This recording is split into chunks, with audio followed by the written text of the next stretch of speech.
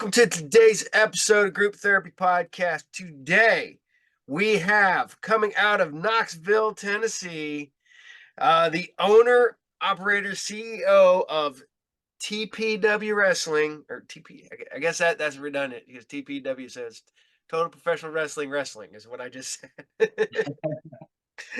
And wrestled so many indies. I'm like staring at your Facebook page. I was like, holy crap. Have you wrestled in every indie promotion in Tennessee? Pretty much, yeah. Pretty much. All right. Mr. Matt Raby himself. Tell us about yourself, Matt.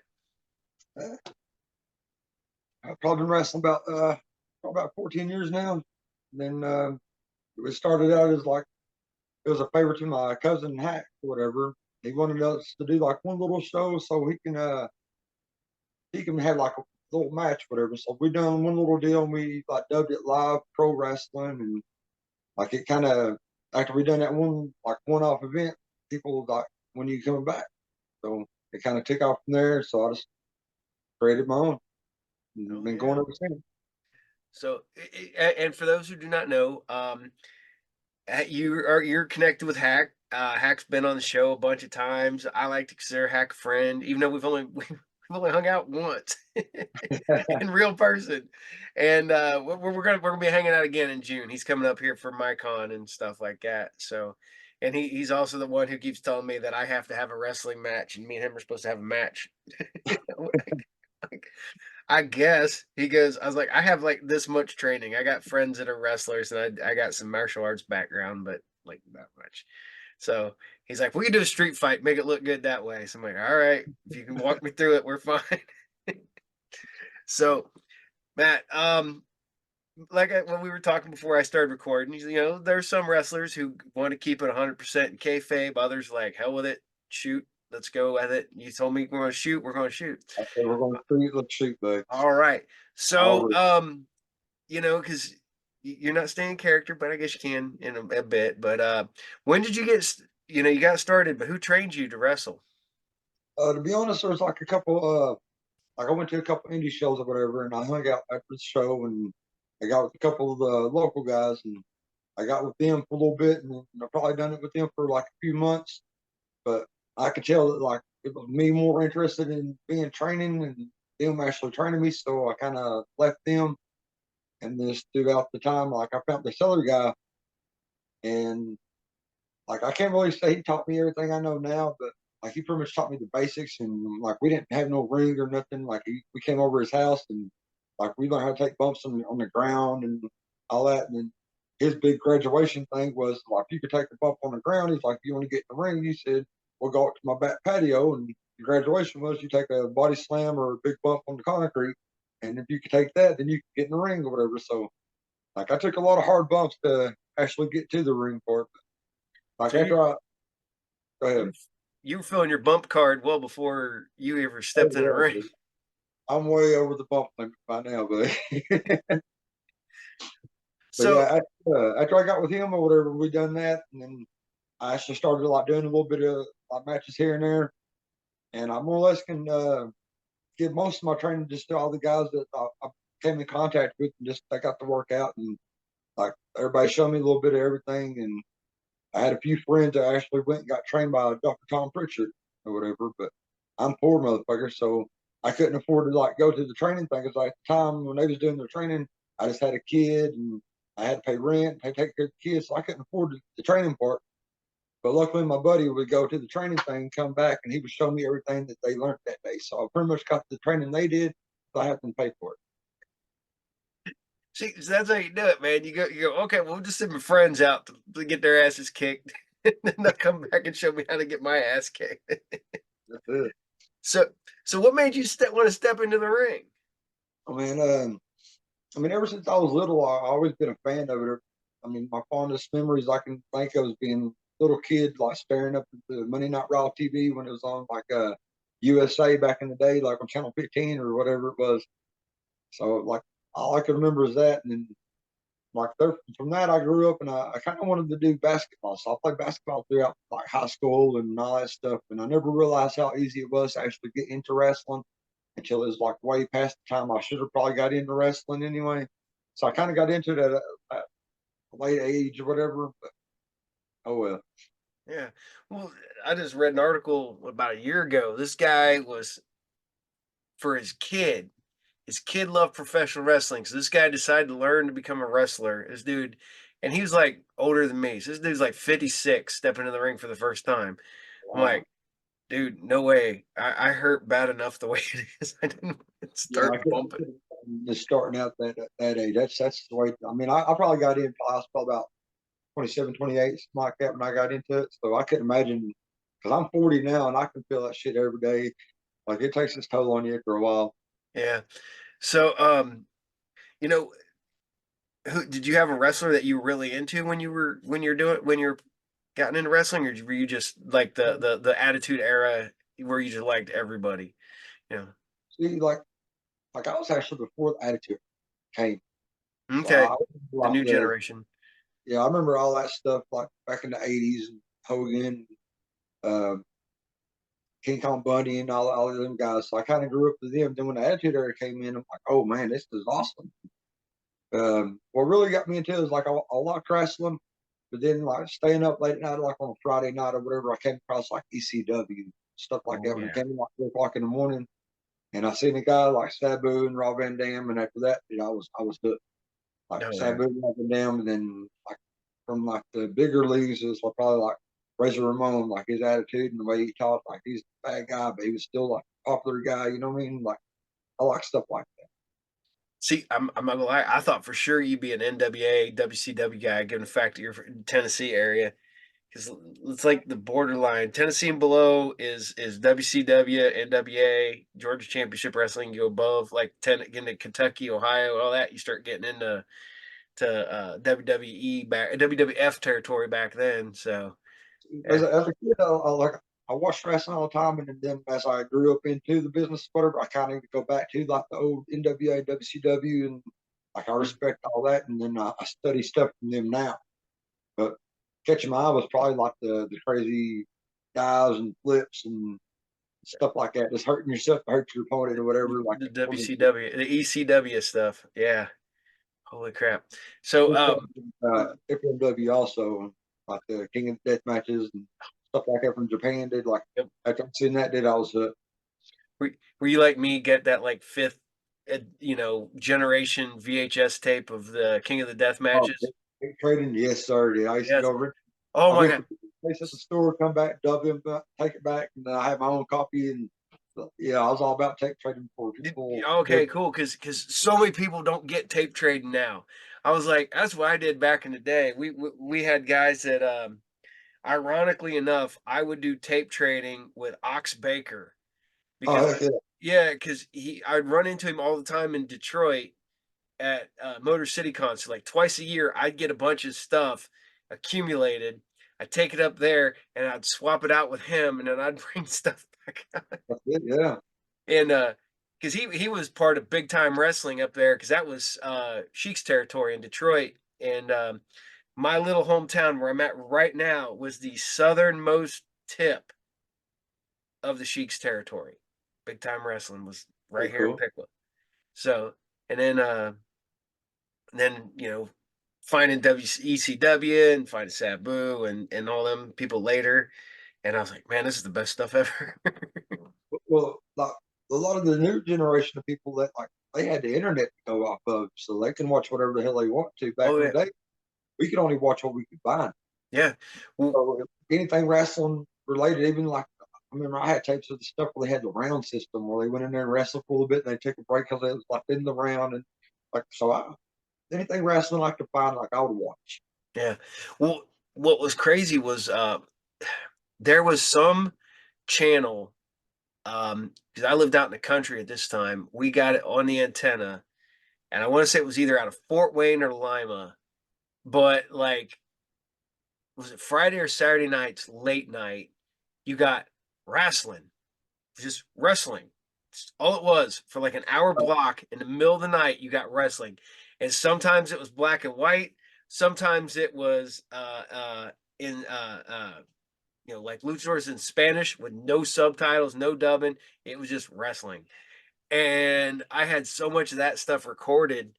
and it was just the most randomness. Like one week you'd watch old black and white with Gorgeous George, and then a week later you're watching like CMLL out of Mexico with a bunch of like Blue Demon and stuff like that. And then the week after that you're watching um Portland wrestling, and then the week after that you're watching. I'm like, I Yeah, think just this where is the they're guy. finally just going out there for it. Yeah, the guy who worked at the TV station goes, I'm gonna see how I can get along. He probably like had a bunch of tapes like we did. It was just like I'm putting them in the VCR and Ran 'em off. oh man. So getting into wrestling, you say late, but it's not. That's not horribly late. I know people that got into it in their 30s, so Right. I couldn't imagine that. But my one buddy, he did, and I was like, nope, I'm good. I'm like, I'm slightly older than you, and his whole thing is, well, Diamond Dallas Page didn't start. I was like, Diamond Dallas Page was in good shape before he ever started wrestling. I was not. That's So, it. but you are the owner operator of your own promotion. Yes. How did that come to fruition? Uh, I mean, it started out as just, I think the first show I ever had, we had like 3 matches or whatever. And then for me wrestling around the indies or whatever, I had a couple buddies. So I'm like, hey, yeah, I want to have a match. And then you have a match. And then I think I dressed up as Leatherface just so I can wrestle Hack for like his little TV program thing, whatever, just so Yeah, he can have content. And then like it didn't have a name. It was just live pro wrestling. And we did it at this bar. And it's supposed to be like a one-off deal. And then as soon as we done it, and the bar owner and all the people at the bar was like, "When y'all coming back? When you coming back?" So he's like, "All right, we can do one more." And I think we did another like live pro wrestling there and had another 3 match card. And then we started talking about it. I'm like, if we're gonna keep doing this, like we gotta have a name or whatever. And like before, like we got into wrestling, me and Hack, Tony or whatever, but we used to do like some like backyard stuff because we was a lot big yeah, fans. Like the backyard wrestling DVDs came out and we yep. was doing them, and so we did our own. And so he's like, "What are we gonna call it?" And I'm like, "We had a name back in the day, so let's just bring it back to make it legit now." And it used to be Total Psychopathic Wrestling, but then like later on in life, like for I guess more PR reference and good them, I had to change the psychopathic thing because it was like turning people away because of just the name. So Total Professional Wrestling seemed like it fits better for everybody and they like it more. And it just kicked off, and like throughout like the 6 years, like we've done a lot of good stuff and a lot of first ever in wrestling. I mean, Cool. like two of the highlights I could think of is like we was the first place to have Necro Butcher back after he beat stage 3 cancer. He had his first match with us, and then Shadow WX or whatever. His first match in the United States was with us. So then there's a who's who of like death match and regular wrestling that them came through. So we just kept the balls rolling and kept going. Heck yeah, heck yeah. It's funny because Necro was doing some work for my buddy's promotion up here in Ohio, and I remember me and my buddy were sitting there, and he looks over at my other buddy, and he said, "There goes, I think that's Necro." I'm like, because at that time he's got his like mustache all twirled Yeah. up, he's clean shaven, his hair's up, he's wearing That a Necro suit. was working the ball field. Yeah, and I legit think that was when he was. I think he was working at a grocery store during that time period, and he kept coming and watching the wrestling, just hanging out.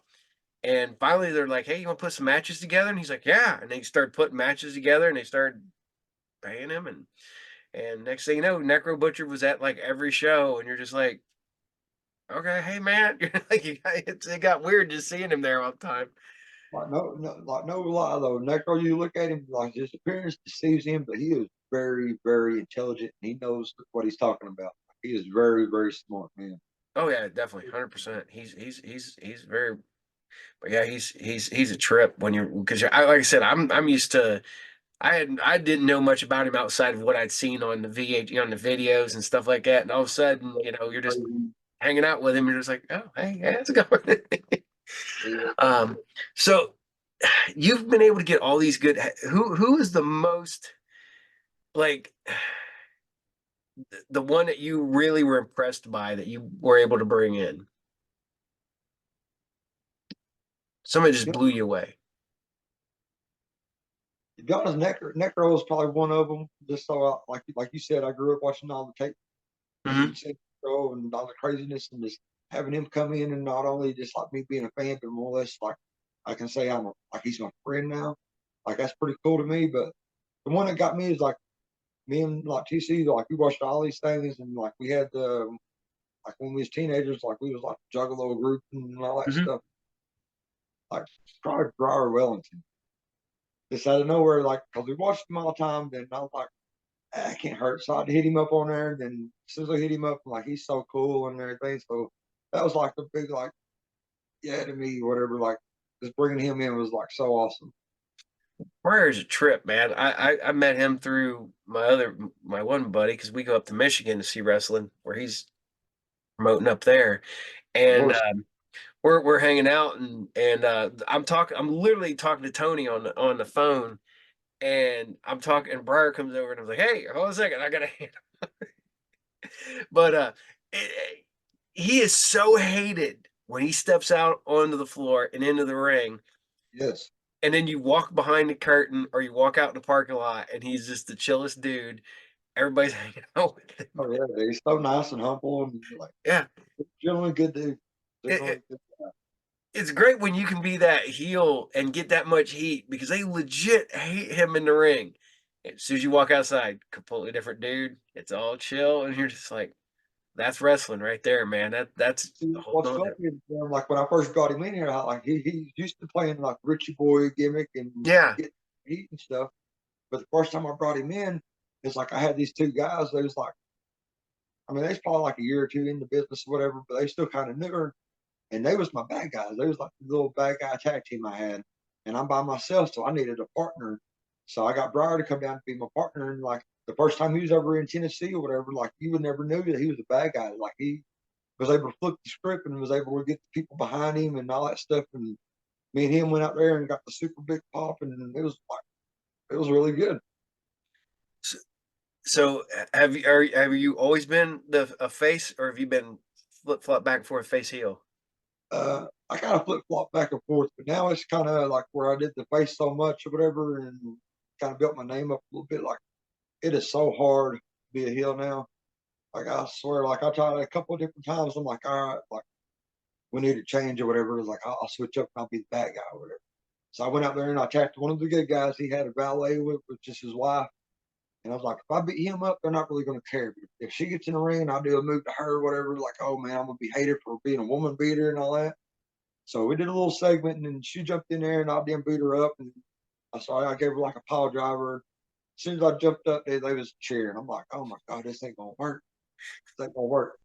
So I was like, I just ran with it. I'm like, if that ain't going to make me be a bad guy, I don't know what is. So we did this little thing. And like now we have a guy that he's like, cool guy, but he's in a wheelchair. He's always been a big wrestling fan, and like as kayfabe goes, I made him be like the commissioner or whatever. So I wouldn't be like the on-screen boss of the show. You know what I mean? I just wanted to be the wrestler. I don't want to be the wrestler slash boss or whatever. Yeah. So I put him in charge or whatever, and I got the ideas like, okay, I know how I can be a bad guy. I was like, if you did start, like disagreeing with what I'm saying or whatever, going against me or whatever, I was like, I can attack you, and if I beat up the guy in the wheelchair, they'll hate me. So here's the guy in the wheelchair giving like the standoff at the end of the show. I come behind him, knock him out of the wheelchair. He got his little kid with him. So his kid, I set it up. I was like, have your kid try to save you, whatever. I put him in the choke code or whatever, and I'll choke him in front of you. Nothing works, man. And I was like, I don't know what. It's like I got the stone cold affected. I can do whatever. Don't cheer for it. Like I don't know how to be bad guy no more. Well, do you have more fun as a face or a heel? Uh, to be honest with you, I have more fun being the bad guy. Being the bad guy is so much easier because it's so easy to make them not like you. But if you're the good guy, you got to go there and you got to figure out how to keep them like every time. Like you got to keep that up. Like that's way more harder than going up there and making them just be mad at you. See, I've noticed that a lot. I've talked to so many people that just love being a heel because they say it's easier. It's just easier to be a heel than a face because a face, you got to stay on top of it. You're always busting your butt trying to stay at face. But except for you, you can't even, you can't heal your way out. You can't. It's crazy. If me and you had a match, whatever, and you use a weapon, they'll be mad at you. But if I pick the weapon up and hit you with it, they wouldn't care. Like I don't know what it is, but it's just like that. See, Like, see, I'm the good guy that's allowed to cheat and nobody cares. see. The way to get cheap heat around here would be to come out wearing like here in Ohio would be like come out wearing Michigan gear. So Yes, yes. so I don't know if that's the same down there. If you can like go in like wearing like I don't know. I don't know what Tennessee's arch rivals are because it's Ohio State versus Michigan up here. So I don't know what Tennessee is. So you come out in like all their gear. That be you get might get a cheap heat for a minute, but Yeah, knowing you, you probably get back right back. yeah, it wouldn't last long if it did anything. Now, the way you put that is like when I first started out, we was going to like North Carolina for a little bit. Hmm. Like me and my buddy, like we made a cat team up, and we was like, "What are we gonna call ourselves?" I'm like, "We're going to North Carolina, so let's call ourselves Tennessee Pride or whatever." And like the only thing that I had to say to get real heat up there is like they go by the Tar Heels. So I was like, the best thing about coming to North Carolina is going back home to a real state or whatever. And then they tell them I was like, we was the bad guys, of course. So I'll be like, True Hill, fuck a Tar Heel, and they hated it. Oh yeah, best way to get some heat is talk shit about somebody's college football team. Um, one of the best things I ever did was worked at a sporting store and these people were buying up all this Ohio State stuff and I was like, what happens because they're buying it for their baby that hasn't been born yet. I'm like, what are you gonna do if it comes out like in Michigan? And you'd have Oh yeah, thought I killed their baby. and I I remember was one like, time my friend had these damn like college Pop Tarts or and had like college logos on them. yeah. They had one that had North Carolina logo. So I'm like, let me take that with me to the show tonight.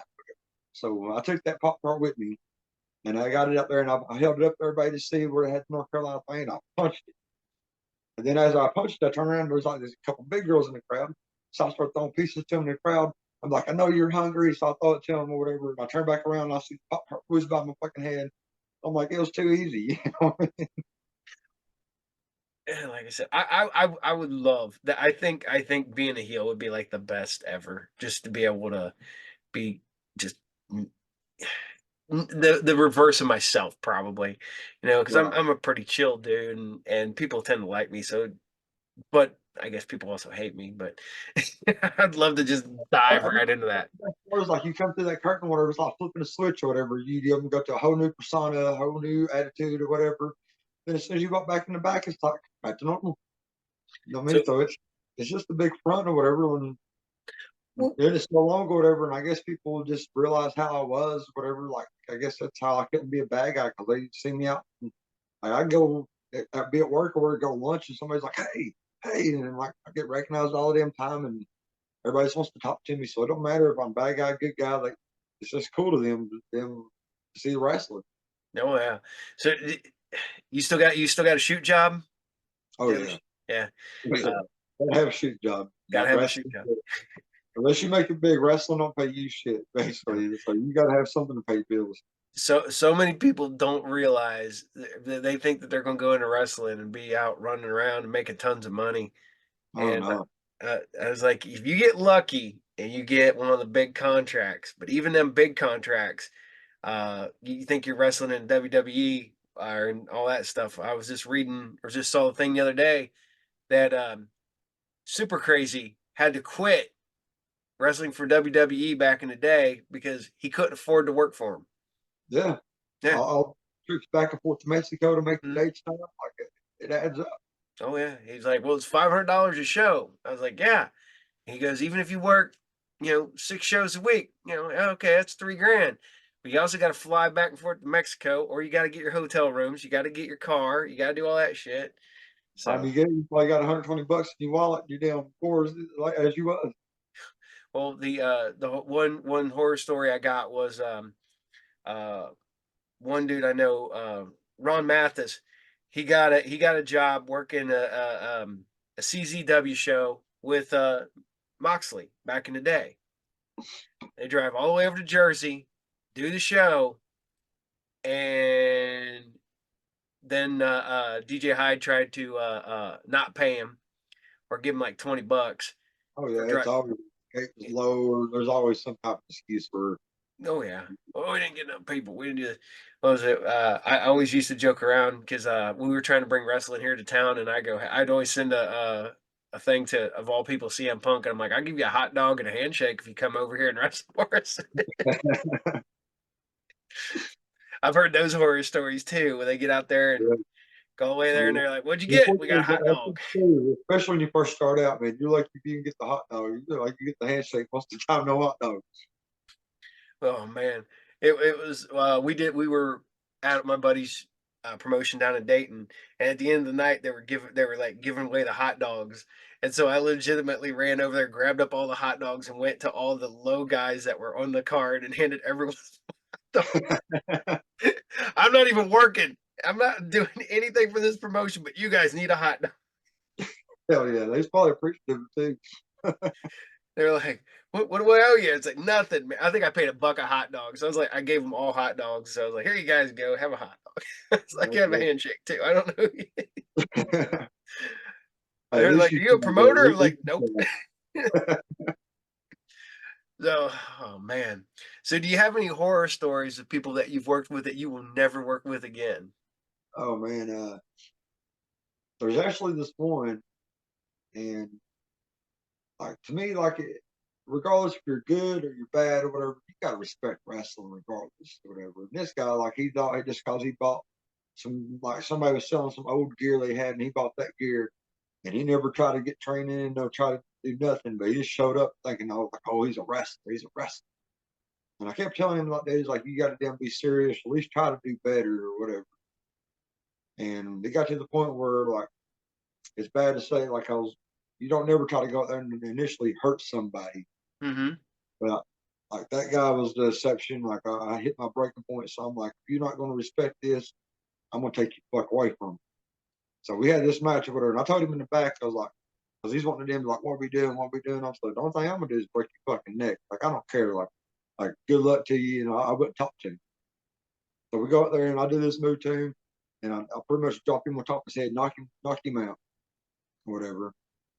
And I mean, it kind of got the point across because he quit wrestling, but like like in a way, I got mixed feelings. Like I don't want him to be that guy. Like I went out there and tried to hurt somebody because I did, but like that ain't the way you should be. But it did get my point across that I wanted to make. Like you got to respect the business or whatever, or just get out.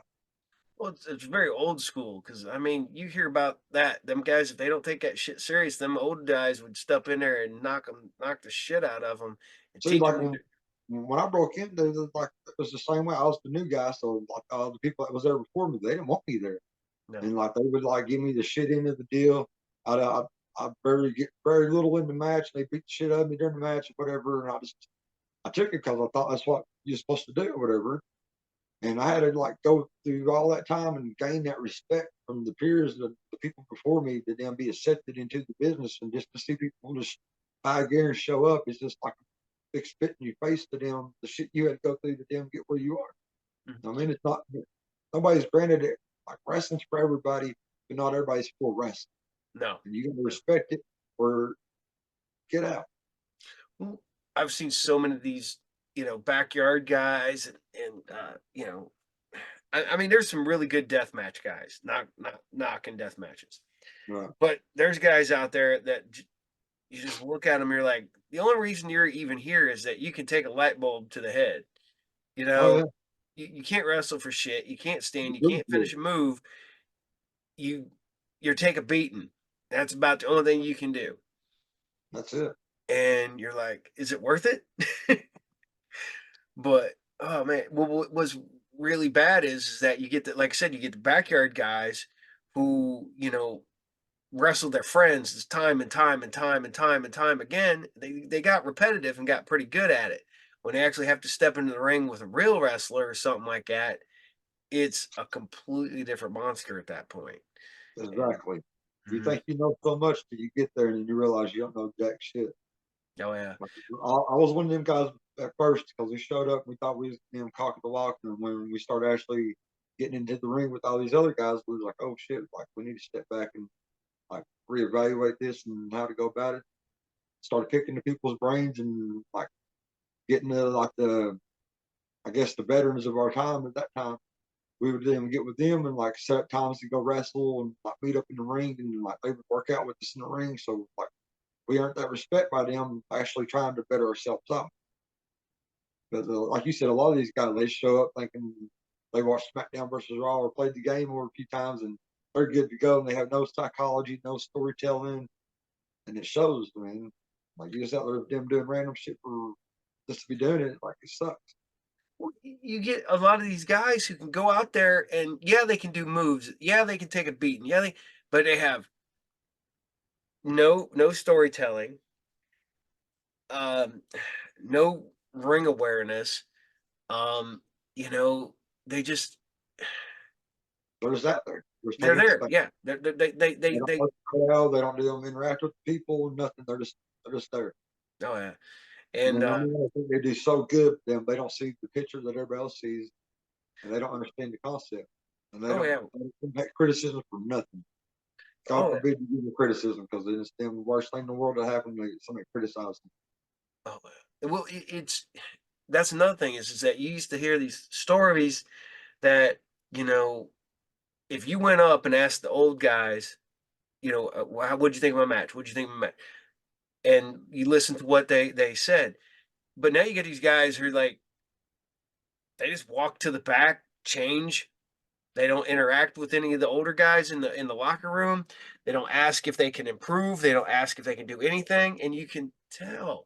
And then you just see them get their ass beat because they get in the ring with a lack of a better term, an old timer who don't deal with that shit. He ain't gonna put up with it. He's No. gonna teach them a lesson.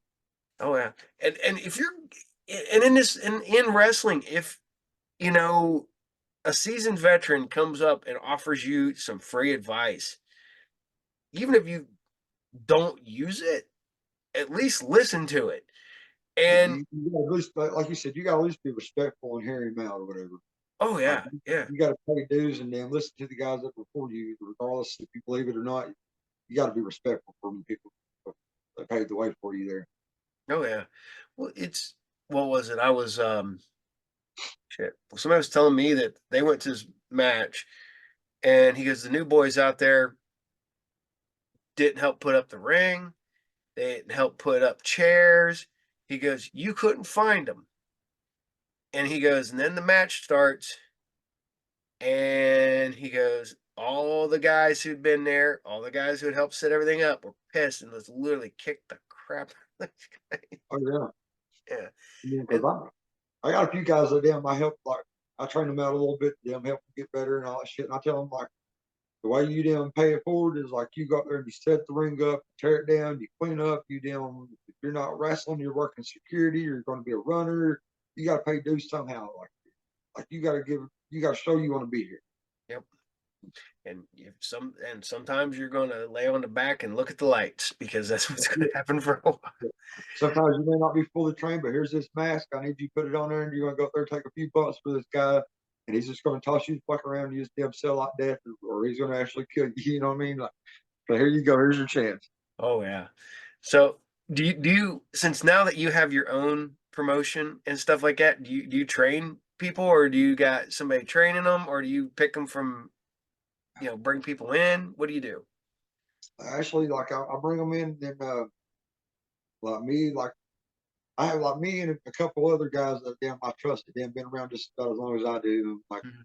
we'll go in there and we'll train the guys up and get them knowing the basics and all that good stuff. And like you can only teach somebody so much, you know what I mean? You can't teach them psychology. It's just something you got to learn over the time as you're going. But you try to damn get them going, and the best thing you can do is like if you're in there with somebody that's been around, shut the fuck up, listen, Mhm. because they will work you through the match, whatever. As long as you listen, you'll gain so much respect from that guy. If they feel like confident in them, like you'll listen to them, they'll do more with you the next time because they're like you listen is good or whatever. So you'll get more and more, and you just got to earn that respect from everybody, and then you start getting better off. Cool. Now, I always ask this, do you have a wrestler that you absolutely love getting in the ring with? That you would wrestle a billion times if you could? Oh man, I got a couple of them. One of them, I got tired of wrestling because we wrestled so many times. But he's been like my little brother ever since back in the day.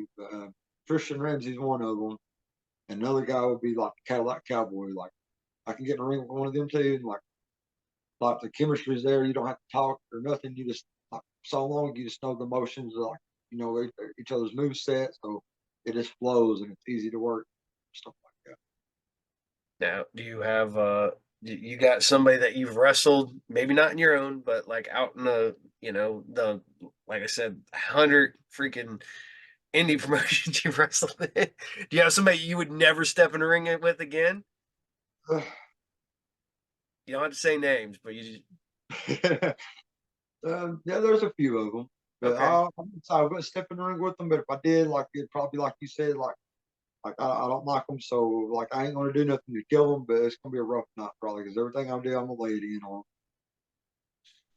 Because I always been the person like I won't dodge nobody. I may not be happy with the match I'm giving, whatever, and I'm professional. I'll do it, even if I'm about to lose or whatever. 'Cause, like I have been known to go out there and like wrestle somebody, and like, I might be in another state or somebody else, and that guy's going over. I'll beat the shit out of them, take one move, and let them pin me. I don't give a shit. It's expecting it to work. I mean, but I'll lay it in on them, beat their ass, and the fans that not know who really won the match, but it's just the way it goes. Do you ever have to lay in a receipt and then end up having to have them come back in the back and apologize for it later? Dude, what is funny is them like I would most time like start out or whatever. I guess they put me with like, all these big guys or whatever, and I guess they thought they would intimidate me or something. So they would tell me like, "I'm gonna lay it in on you, better lay it in on me, or whatever." And I'm thinking like, no problem, bro. If you're gonna hit me, it's like I have no problem hit you back because I'm gonna defend myself regardless. And then we go out there and then uh, them lay it in on me, and I start laying it back in on them. We get back in the back, and they're like, "You earned my respect or whatever," because I didn't back down from them. Nice. And I guess like doing it to the bigger guys, like the guys my size or whatever, like, they don't even try it. And then, like if they stick me or whatever, like I kind of know silly. Like if they even if they did hit me hard, I'm getting them back, and I'm like, "Hey man, sorry about the hit." And I'm like, "What hit?" I mean, I play it off like what hit, like if you think, "Oh, that was stiff" or whatever, and they're like, "Oh shit." The fuck. Yeah. So I got the idea for being like kind of like the tough guy that don't take no shit, and then like I'll hit you back regardless of their size or whatever. So I mean, not really too many people apologize, and I always tell them like even when I train the guys, like, if they fuck up or something, they're like, "I'm sorry." I'm like, "Man, don't tell me sorry." I was like, "I hate hearing I'm sorry." It's like I'm sorry don't mean shit if you're gonna do it again. It's like do better. Or, Do just better. Don't no. Don't be sorry. Do better. There you do go. better. You ever have anybody try to go into business for themselves while you're in the match? Um, Not really. I have people trying to get, I wouldn't say go into business for themselves or whatever, but they kind of get overzealous and try to do too much. And you kind of got to bring them back down to the pace or whatever. And I normally just then you like hold in on them and then like tighten it up real good time and then like Knock that shit off. on the fuck down or whatever, you know what I'm saying? But you pretty much you can dictate the pace or whatever and like bring them back down to the speed that you want them to be at or whatever. Well, people look at wrestling because I've been a wrestling fan forever. Like I said, I'll be 50 in June, and I don't remember ever not liking wrestling. I went through my periods where I wasn't watching it that much as an adult, but then I went right back into it, and then I go back. Like I don't watch hardly anything on TV anymore. I will Same. travel. I'll go up to Michigan. I'll go up and hang out. My buddy will call me up and he goes, "We're gonna go see Circle Six in Detroit." I'm like, "Okay." That's what we're doing.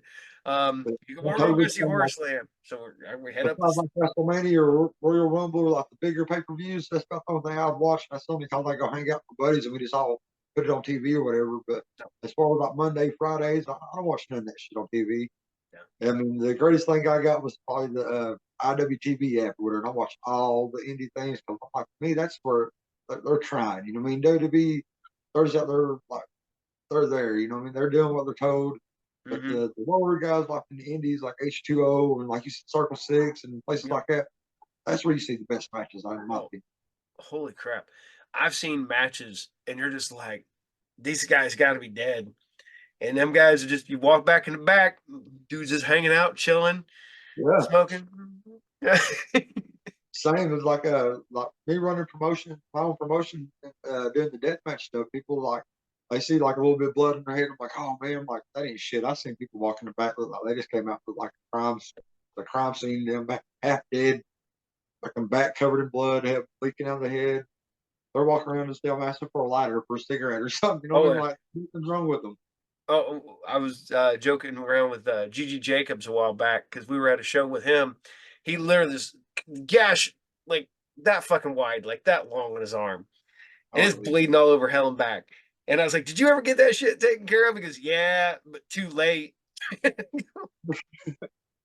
that's it, man. I'm like, There's been a few times I've seen people actually go get stitches or staples or something like that. For the most part, dude, like they're running back and word of them taking the super glue and just pushing it together and push it together, glue it up, go. you know what I mean? Oh There yeah. ain't no real trips unless you're them dying or whatever. Like super glue, if it'll hold it, that's good enough for them. Well, we were up at I think it was RPW up there in Monroe, and it's little, it's tiny. It's in a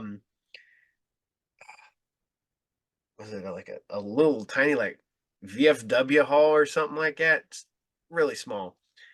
And we're front row. My buddy always gets us front row tickets because he gets me tickets and I drive because he don't drive. So that's our deal.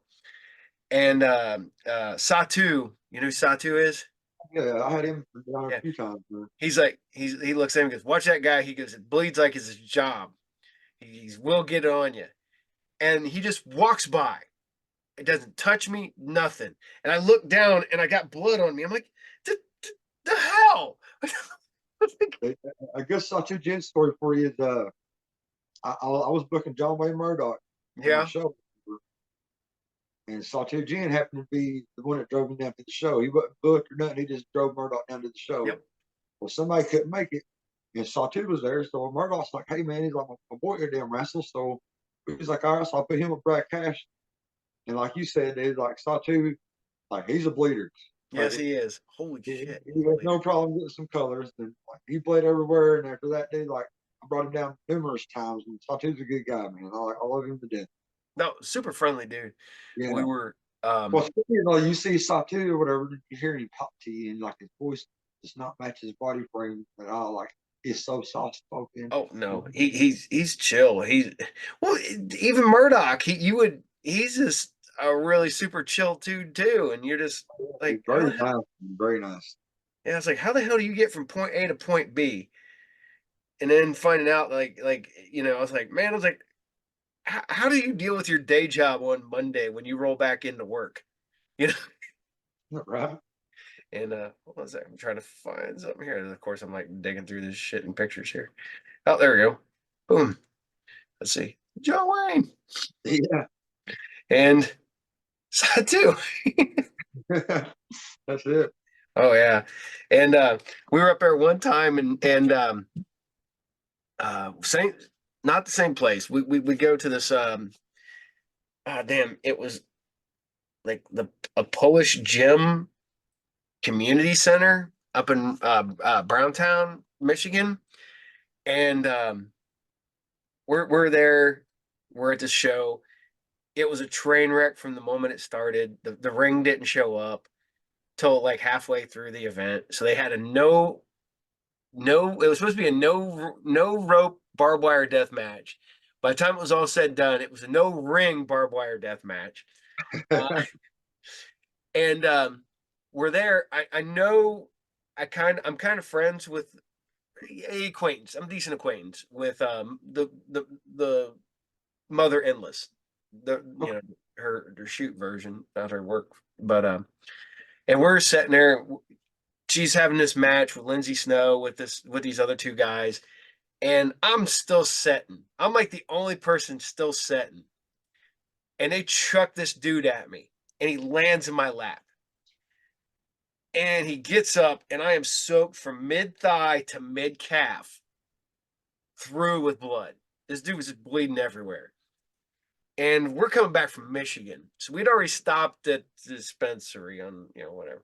Oh And, yeah. and Yeah, I it's looked the at my buddy and I'm like, I'm going to sister. jail on our way home. And his wife's like, we have all that shit in the trunk. I'm covered with somebody else's blood. I've got to explain this. I was like, he goes, well, I'll deal with the stuff. I was like, yeah, that's fine. I'm still going to jail because I'm covered in somebody's That's it. that. Nope, made it all the way home. First thing I did, clothes, laundry, everything. Just washed them as soon as I got home. It was gross because they had to sit in the car for a 3 hour drive back from Michigan to here. Uh, a funny Uh, story about that, like we went to Indiana, like it was just like a hole in the wall, like an old ass barn or whatever. I think it was called like Strictly Hardcore Wrestling or something like that. SHW in Indiana. And me and Hack and another one of our friends went up there and we had this triple threat match.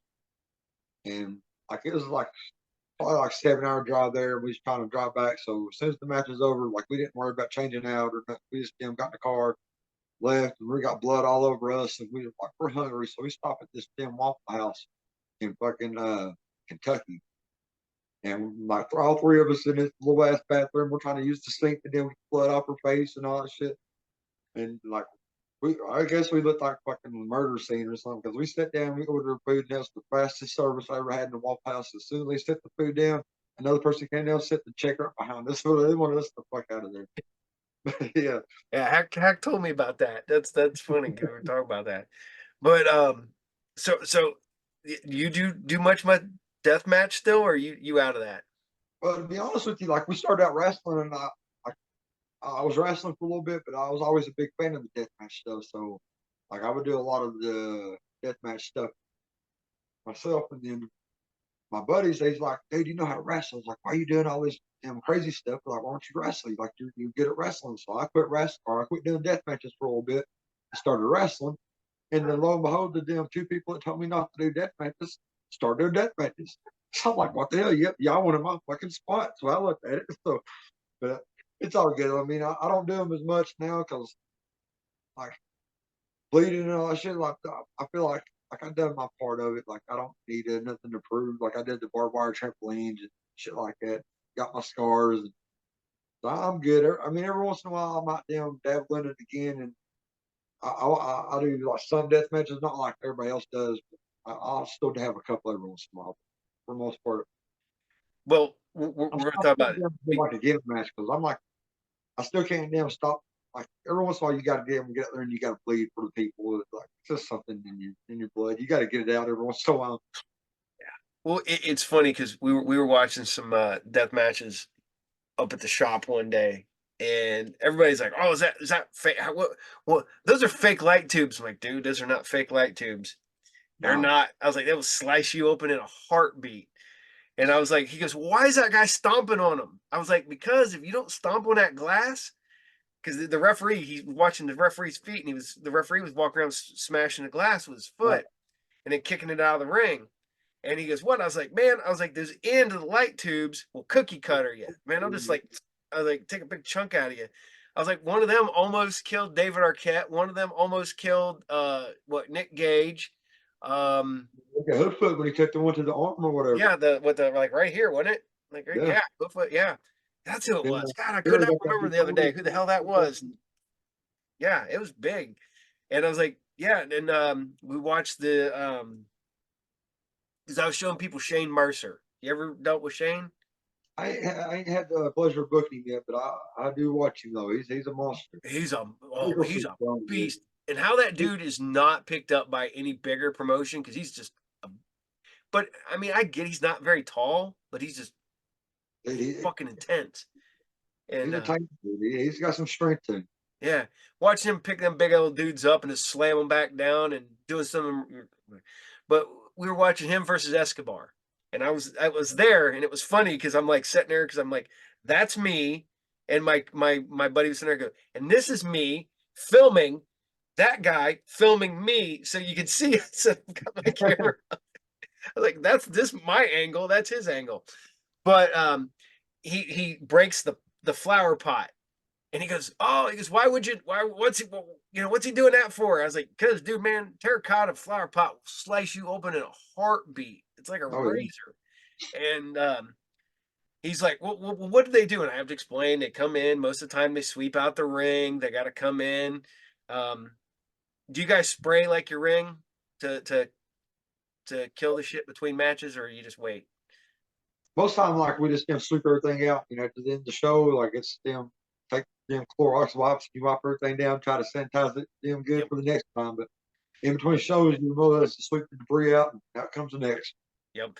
Because I've shown him GCW, and he goes, "Do they do that?" I was like, "No, GCW. They just keep building that shit. It just keeps getting thicker and thicker in the ring as the matches progressively go."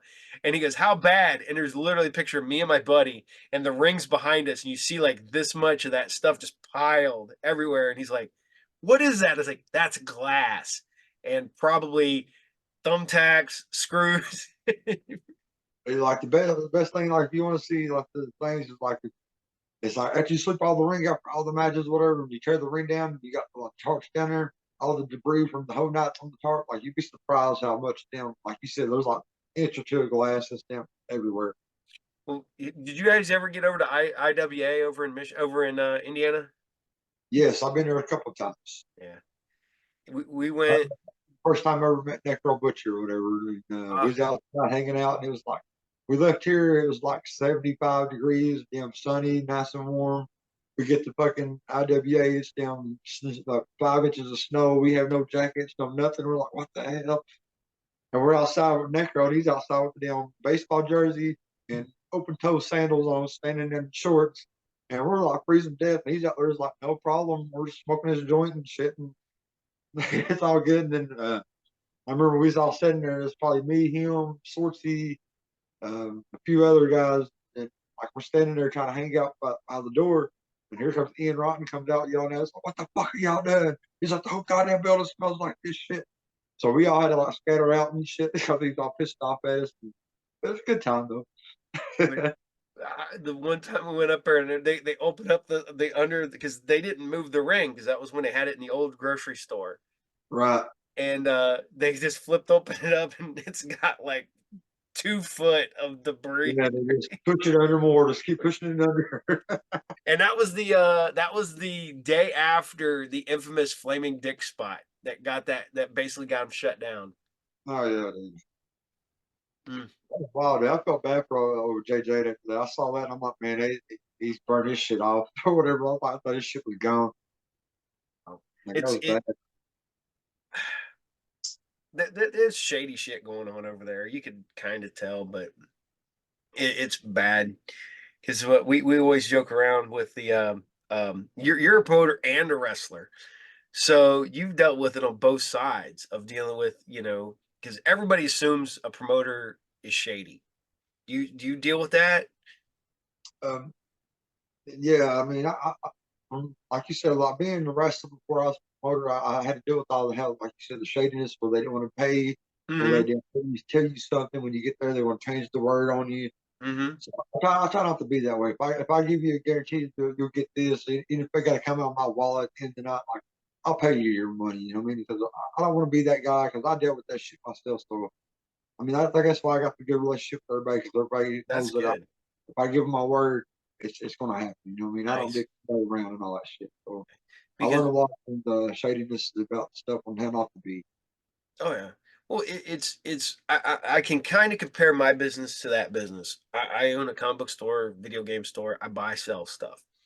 So there's so many that shit is so shady that people just assume that you're going to be that way too, and it Oh yeah, sucks because I will go out of my way to if I don't think a deal is going to be good for both of us, I'll walk away from it. I'm not going to. If you think that you want this much money and I know that I can't make any money if I give you that much money and I know you want it, I'm like, dude, it's no harm, no foul. I'm walking away from it.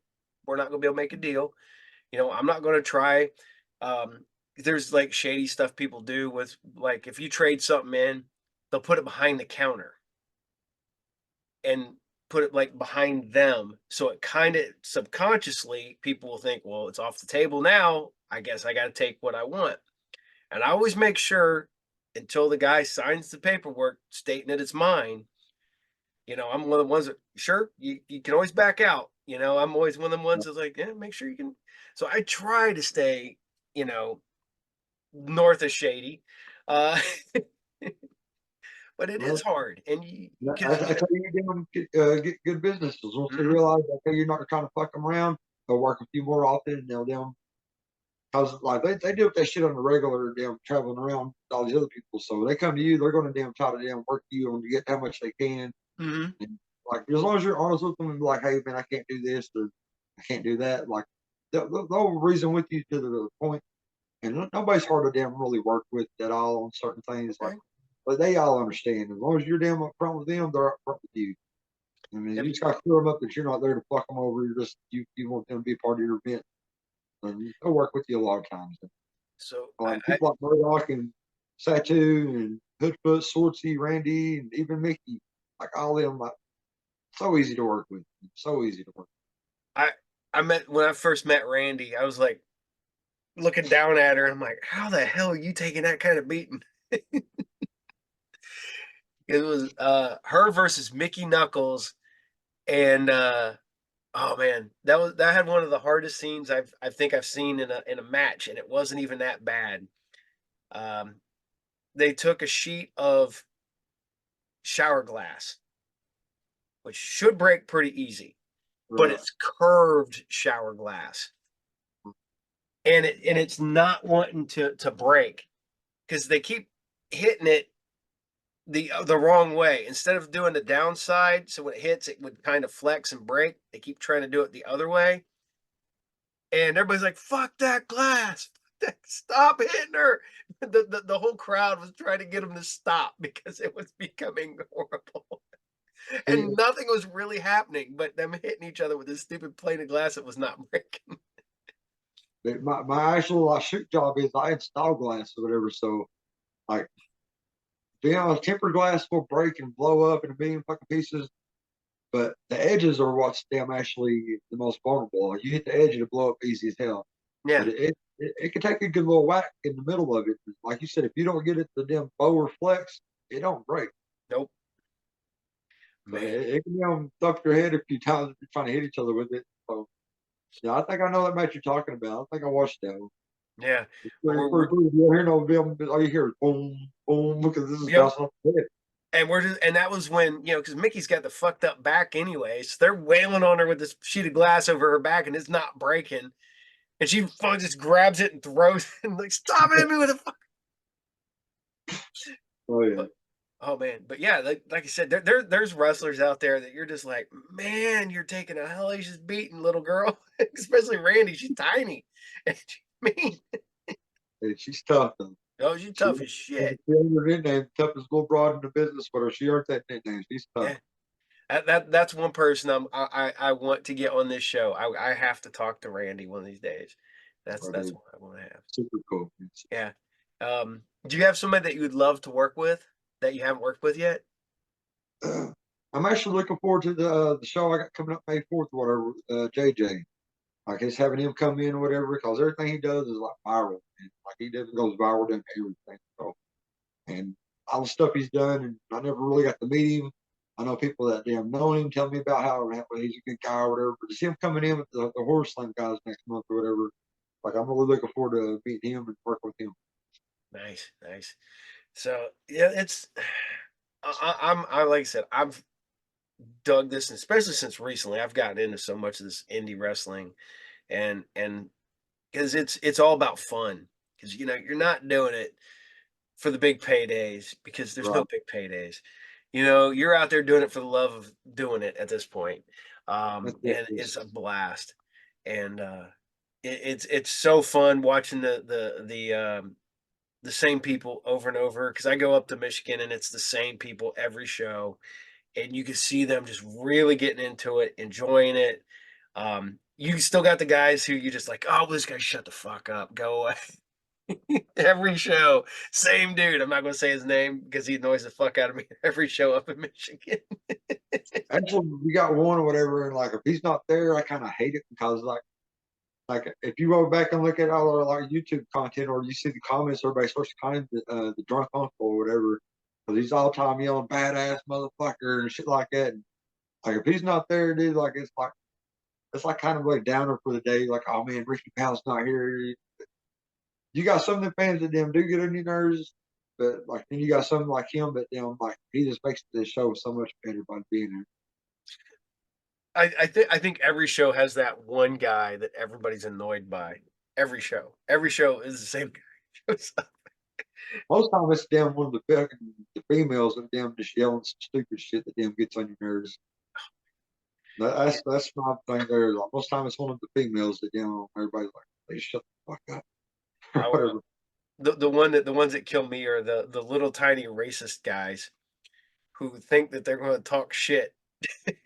Oh yeah, you got the little tough kind of stuff. I'm like, dude, you're 5'2", maybe 110 pounds.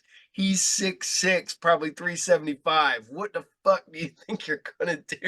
I mean, for the most part, even over in the South or whatever, like we really don't get too many like racial people here. Like they've been, even if they are racial, they don't bring it out during the show. There's like one instance I can think of where we had a guy named Mr. Grimm come on he was on the card, and we was wrestling at a bar, and inside the bar area where we're at, it's like a big old fenced in area, so it's all grassed in and all that. But you got to the parking lot's all gravel. They went out there and got gravel from the parking lot during his match. They was throwing gravel at Mr. Grimm. He's a black guy, and they Hmm. throwing gravel at him. Well, word got back to me in the back, whatever. So I had my little security guys, keep an eye on it, and they pinpoint who was throwing the gravel. So instead of them like, waiting until the very end of the match or whatever, I watched. I walked all the way out there to about the people, and I was like, I don't give a fuck you like him or not. Like you don't got him throw gravel at nobody. And like I took up for him myself, and I was like, I'll beat you fucking ass. Like that's unacceptable. Like you can either them set the foot down and then act like you got some sense, or I'll throw you the fuck out. If you don't have a problem with that, we got the fucking park lot we can fight. But you ain't gonna do that shit, regardless of.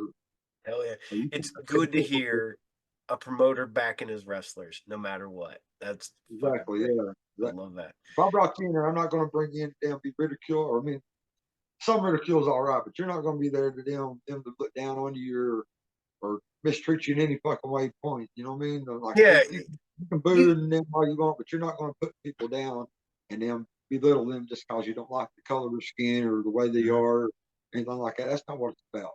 So if I See, bring you in, it's my responsibility to damn make sure you're damn safe to an extent. You know what I'm saying? oh yeah.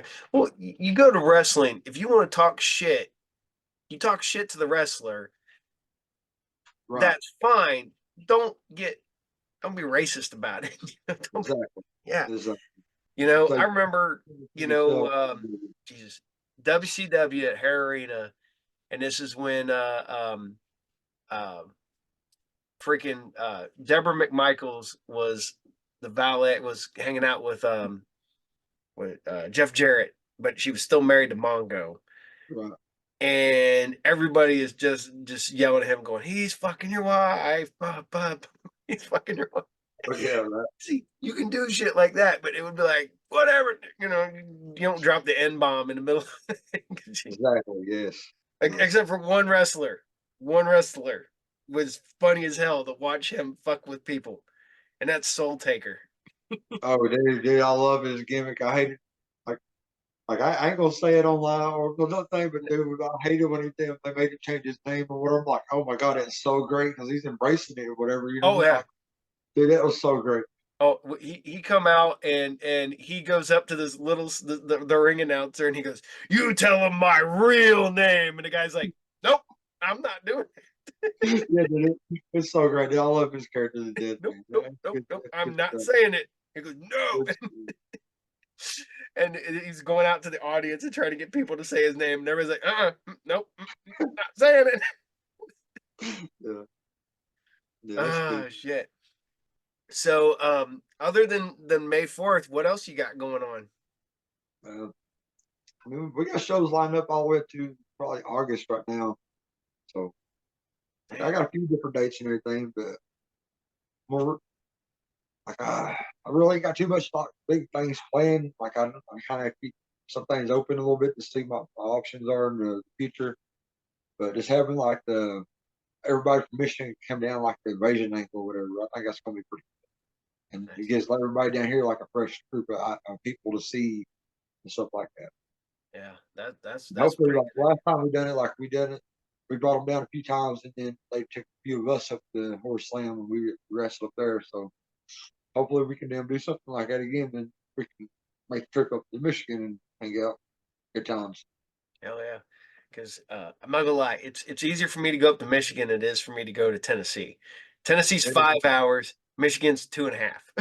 yeah, I think when we went to Michigan last time, it was like 8 hours for me to get there. Whatever.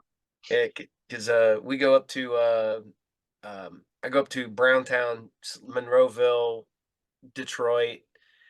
Detroit's pushing it. That's almost right at the 3 hour mark. But went to Harpo's. That's where we went and seen Circle Six the last time I saw them. So The best thing about Michigan, like the weed's legal or whatever. So we was like, we went up there super early. We went to the dispensaries and shit. We got a whole bunch of stuff or whatever. And I'm sitting there, and you walk outside, and there's like a police working the parking lot, and she's like, "You got a bunch of stuff," and I'm like, "Yeah, yes, I sure did." Whatever. And I'm trying to hide it. I'm like, "Wait a minute, it's legal."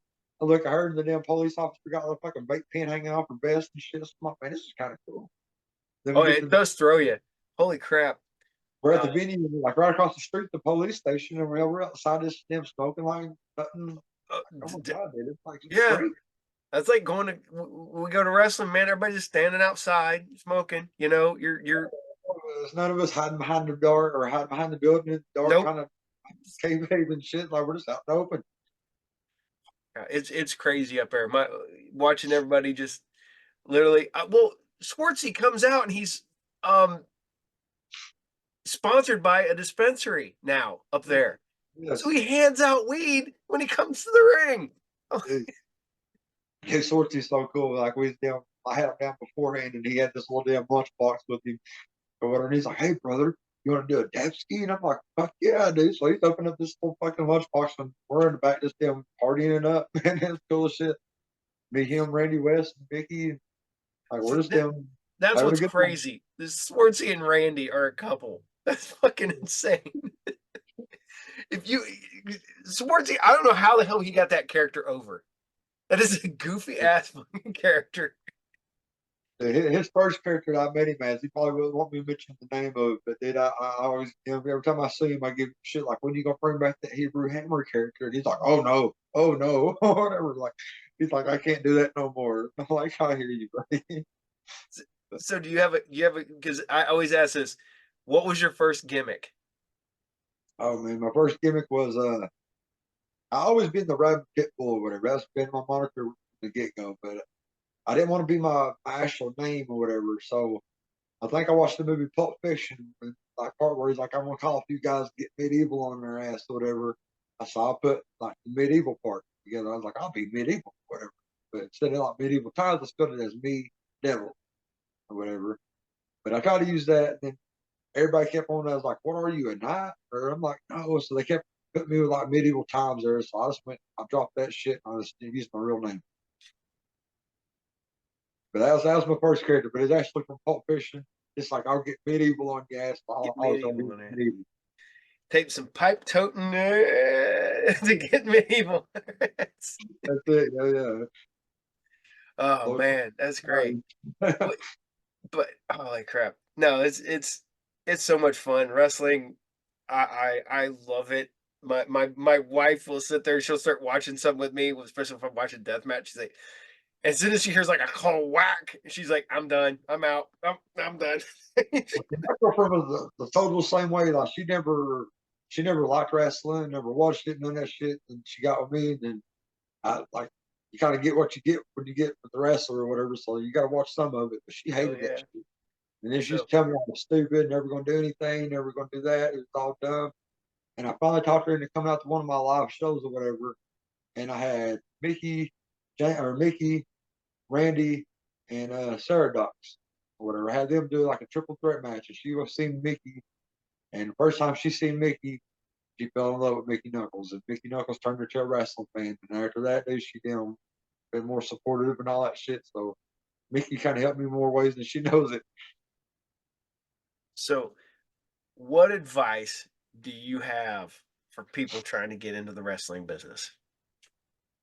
Uh, Number one, respect the business and respect the people that came before you.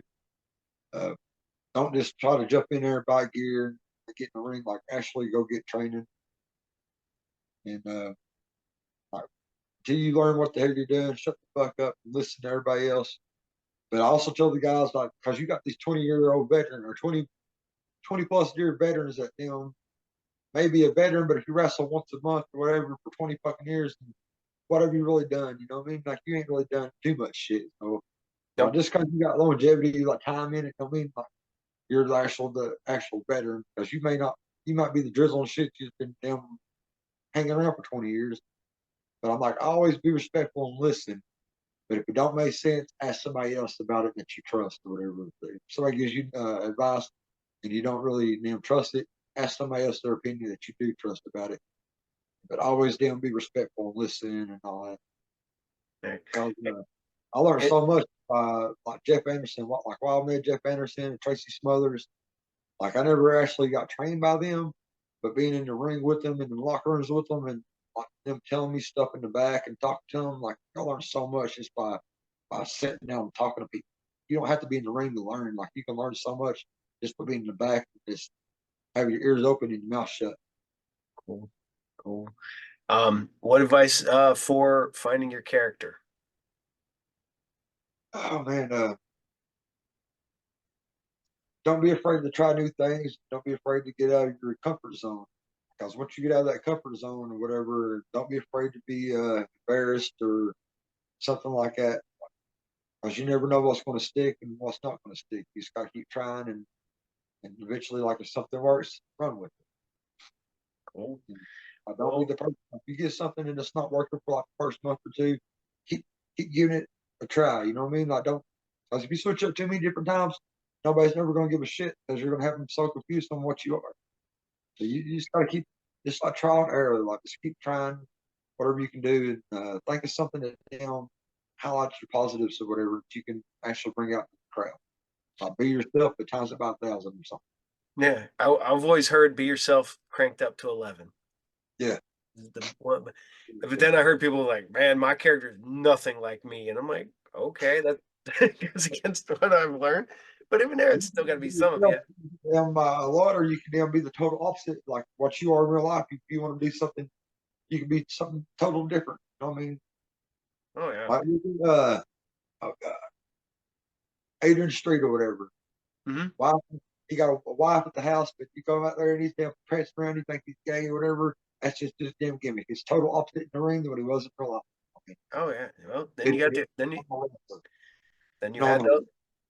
the other way. You had the gay wrestlers that pretended to be straight. So, Mhm. but man, this has been a blast. I don't want to keep you too much longer, but this has been fun. I love talking wrestling with people that know what they're talking about, and maybe we can get you and Hack on the same show. I This just is, like having Tony on. So I get him on every time I can. I appreciate you having me on here, man. It's been a really good time, man. Enjoy Yeah, talking with you. good. Well, I'm going to stop recording and talk to you for a minute outside of recording, and we'll I will do this. I might even have this up tomorrow at noon. Depending how For much real. time I got to work on it tonight, and I still got to mow the yard. So, That's it. but man, it's been a blast, and I hope to have you back again. I'm hoping to have like a big indie wrestling, like get like 5 or 6 indie wrestlers talking about the business and stuff like that on here sometime soon. So that's a plan. I got one plan for Rockstar, which is a bunch of the guys that used to wrestle here in Dayton that I knew, and then get them on the show, and then maybe go from there, and then other ones. And I'm still reaching out to other wrestlers, and even some of my customers that come in my shop are wrestlers. So So I might have you another a good little guy to talk to about. He's more like Southern style wrestling, and he's pretty good guy. So I might be able to turn you on to somebody myself. yeah, yeah. If you got people that be interested on the show, send them my way. Hell, I'll get them on there. I may not be able to get them on right away, but hell, right now Yeah. I've got nobody booked. Usually I'm booked like weeks in advance, and I got lazy and worn out, and I got really behind on booking people. Gotcha. Now I'm playing catch up. So, but all right, sir. Well, I'm gonna end this episode, and I'm gonna talk to you for a minute because and hope to have you back soon. So take care, sir. Yes, sir. Thank you, buddy.